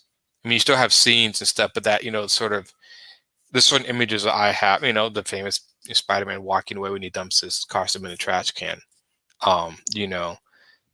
Covers. I don't know if you're a fan of Akira, but Akira has one when he's walking towards his bike. There's certain images and stuff, which these are just classic. And you have scenes in movies, but for some odd reason, those images always, and it could just be the fact that I'm an artist, but I like still pictures. I think still pictures can hit exclamation points in stories better than movies can. The only thing we lack is music. And that's the one thing I'll give movies. If somehow we could give, which people I've given soundtracks, but because I always see hear the music and hear the sound and stuff. And of course, me and Roland have talked numerous times. I don't put sound effects in my comic. Not just this comic. I don't know. I sometimes I forget or I don't know what to write. And I just assume my idea with the sound effects is I just assume people are going to make the sounds up in their head as they go along. I mean, I never read the sound effects. I don't know. Do you read sound effects in comics? I do, but I find when I'm doing comics, though, man, it really takes up some real estate putting those things on there. Yeah. Uh, that's the only So problem I have with sound effects. Yeah, so I they take think, up a lot of room, and if you've already got a dialogue heavy page, and then you're yeah, gonna put these big letters in there, it's uh, it's it tough.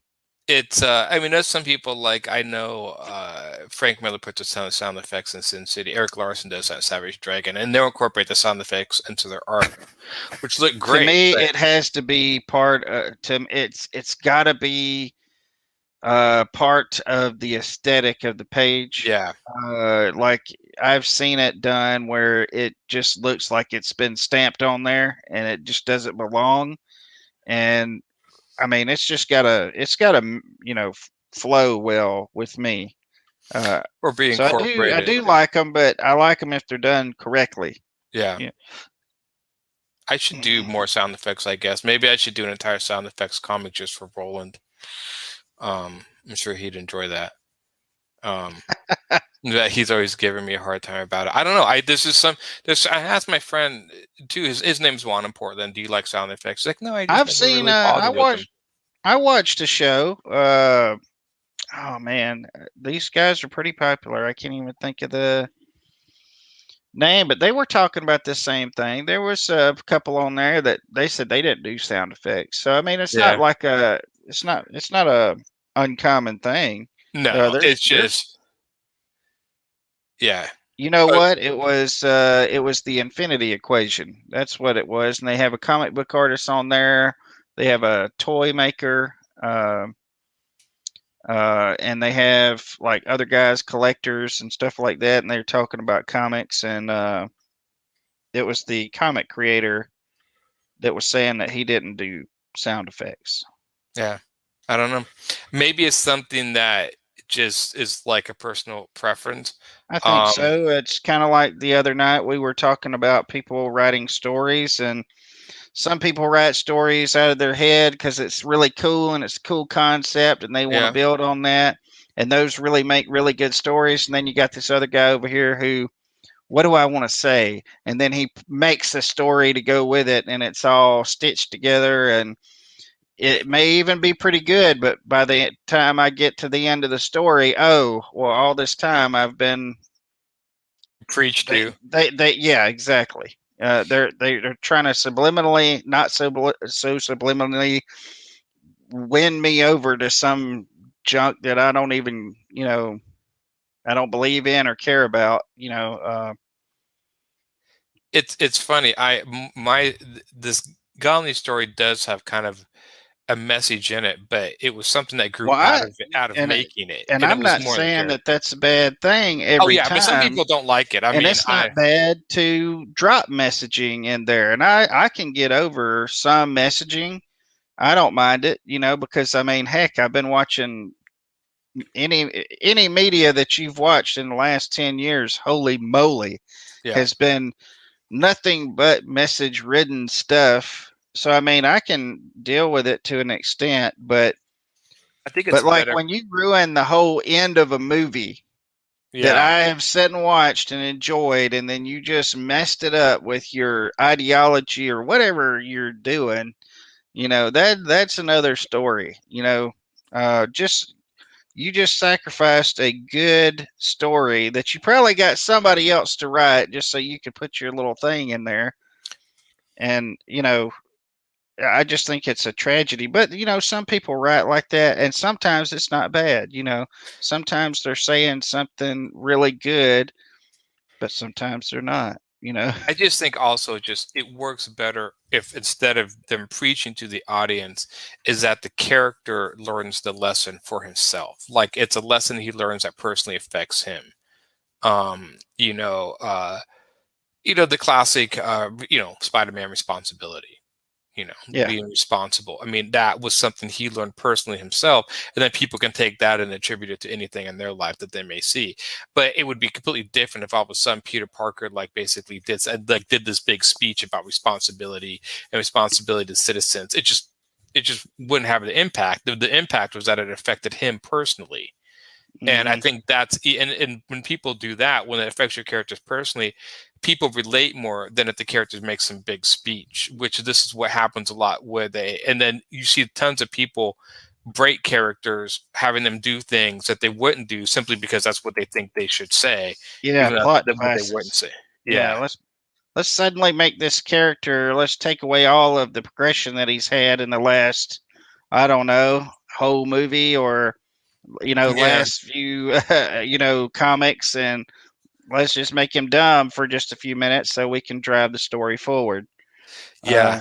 There's Mm, been it's weird because like there's a certain language and certain way people speak that they'll start to put in people's mouths. And that could be like a common way people speak or whatever, what people is acceptable to speak. And like I mean, whether you agree with political correctness, it would definitely be weird to see Wolverine start shouting political correctness things. That would be something that would be like, wait, what?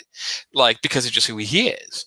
So when you have people like that who break character and start spouting certain things that they wouldn't, that go against their views, it just seems weird. And then it just breaks you out of the moment. It's like, okay, yeah, I also believe though it is a fundamental difference in the creative process that they have versus the other way as well. yeah, I think they start out that way in the creative process, and that is what their creative process is yeah, whenever I started doing art, I saw it as this looks cool, this looks awesome, and I want to do this, and I want to make it look awesome, and I want to do things and make it look awesome, and I want other people to see it and say, man, that's really nice, and yeah.